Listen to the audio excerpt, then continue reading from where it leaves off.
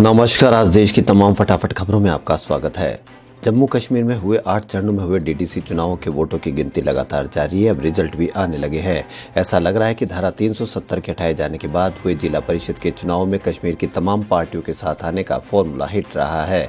घाटी के 6 दलों के गुपकार गठबंधन को डीडीसीए चुनाव में सबसे ज्यादा सीटें मिलती दिख रही है।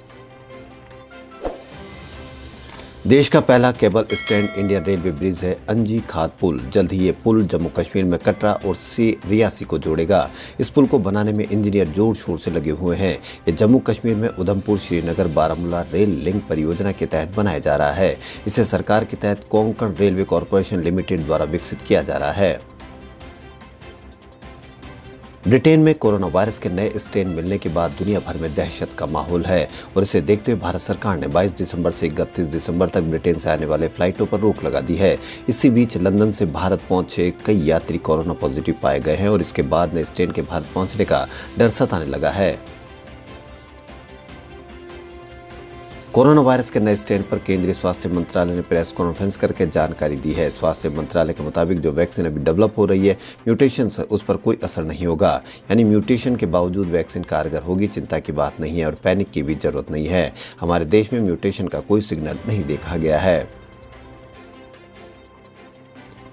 कोरोना वायरस का नया रूप सामने आने के बाद भारत ने यूके या वहां से होकर आने वाले लोगों के लिए स्टैंडर्ड ऑपरेटिंग प्रोसीजर यानी एसओपी जारी कर दी है।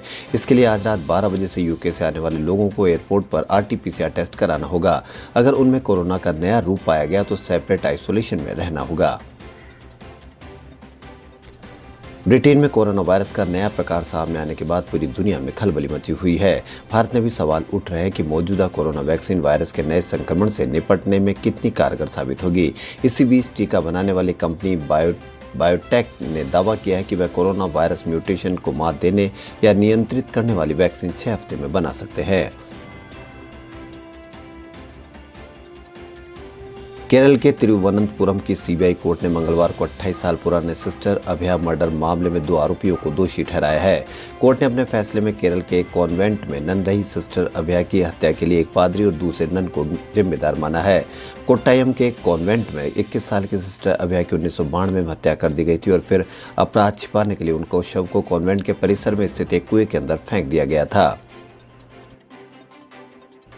केंद्रीय कृषि मंत्री नरेंद्र तोमर ने मंगलवार को किसान आंदोलन को लेकर कहा कि 2 दिन पहले कृषि मंत्रालय की तरफ किसान संगठन को पत्र भेजा गया था। सरकार खुले मन से किसान संगठन से बात करना चाहती है। अगर किसान बात करना चाहते हैं तो एक तारीख तय करके बताएं, हम बातचीत के लिए तैयार हैं। उन्होंने कहा कि ये बात किसान संगठन को बताई गई थी। प्रधानमंत्री नरेंद्र मोदी ने मंगलवार को अलीगढ़ मुस्लिम यूनिवर्सिटी के शताब्दी समारोह में हिस्सा लिया और इस मौके पर कोरोना काल में मदद के लिए यूनिवर्सिटी की ओर से की गई मदद के लिए सराहना की। पीएम ने कहा कि अभी कोरोना के संकट के दौरान भी एएमयू ने जिस तरह समाज की मदद की वो अभूतपूर्व है।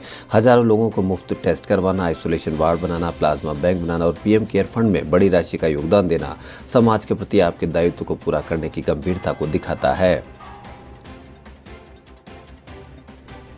ब्रिटेन में मिले कोरोना वायरस के नए स्ट्रेन से दुनिया भर की चिंताएं बढ़ा दी है। भारत इसे लेकर अलर्ट हो चुका है।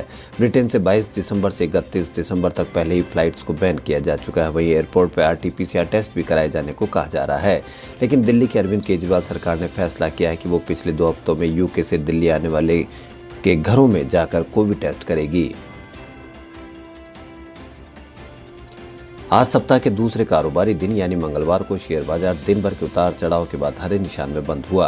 बॉम्बे स्टॉक एक्सचेंज का प्रमुख इंडेक्स सेंसेक्स 0.99% की तेजी के साथ 452 अंक ऊपर स्तर पर बंद हुआ। वहीं नेशनल स्टॉक एक्सचेंज का निफ्टी भी 1.03% की बढ़त के साथ बंद हुआ। मुंबई एयरपोर्ट के पास ड्रैगन फ्लाई क्लब में पुलिस ने सोमवार रात करीब 2:30 बजे छापा मारा। क्रिकेटर सुरेश रैना समेत 27 सेलिब्रिटीज और 7 स्टाफ के खिलाफ आईपीसी की धारा 188, 269 और 34 के तहत केस दर्ज किया गया। क्लब में ऋतिक रोशन की एक्स वाइफ सुजैन और सिंगर गुरु रंधावा समेत कई सेलिब्रिटीज मौजूद थे। सेलिब्रिटीज को गिरफ्तार करने के बाद छोड़ भी दिया गया। देश भर के बिजली ग्राहकों को कई अधिकार देने वाले द इलेक्ट्रिसिटी रूल्स 2020 को सोमवार को नोटिफाई कर दिया गया है। इसमें ग्राहकों को 24 घंटे बिजली पाने का अधिकार भी दिया गया है।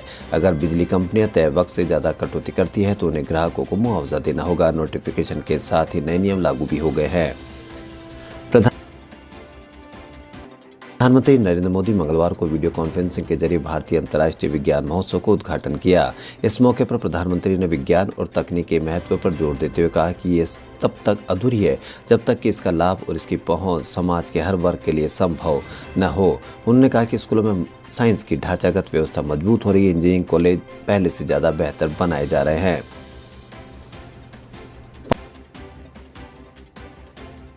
पानी की बर्बादी को लेकर राष्ट्रीय हरित प्राधिकरण ने मंगलवार को कड़ी चेतावनी दी है।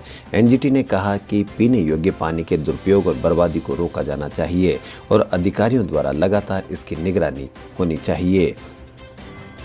खबरों फिलहाल इतना ही। यदि आपको हमारा चैनल पसंद आए तो लाइक, सब्सक्राइब और शेयर अवश्य करें। धन्यवाद।